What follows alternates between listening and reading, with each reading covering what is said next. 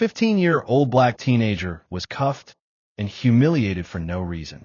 But when the officer found out who his father was, the entire courtroom erupted. Before we dive into this shocking story, make sure you like, comment, share, and subscribe to Wealth and Wounds, where the unheard voices rise, where justice speaks louder than oppression, and where the truth will always find its way to the light. He was only 15, walking home from school, backpack slung over his shoulder, sneakers untied, earbuds blasting music. He wasn't a threat.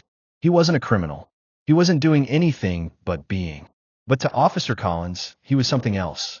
Suspicion, trouble, a target. And when Collins slammed the cuffs on young Jamal, the boy's only crime was having skin too dark for the officer's comfort. But what Collins didn't know was that this boy's father was someone he could never afford to cross. It was a chilly Friday afternoon. Jamal had just left school, humming to himself as he walked down Main Street.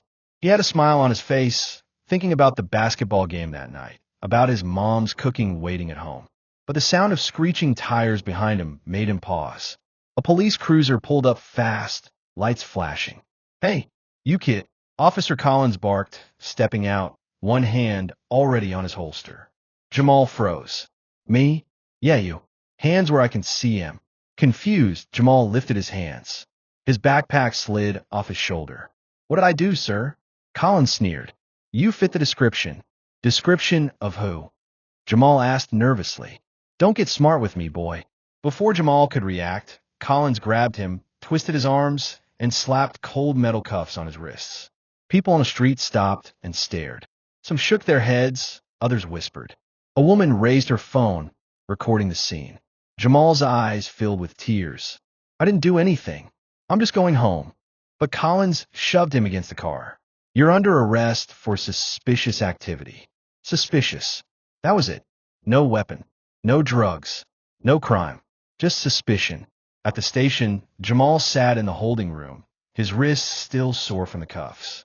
He tried to stay calm, but he kept replaying the arrest in his head. "Why me? Why today?" Officer Collins strutted in, smug, tapping a baton against his palm. "Thought you could get away, huh? Walking like you own the street." "I was just walking home," Jamal whispered. Collins leaned close, his voice dripping with venom. "You kids think you're above the law.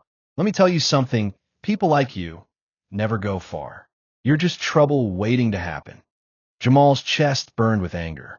He wanted to shout, but he stayed silent. Because deep down, he knew arguing wouldn't save him. But something else would. After hours of intimidation, Collins finally allowed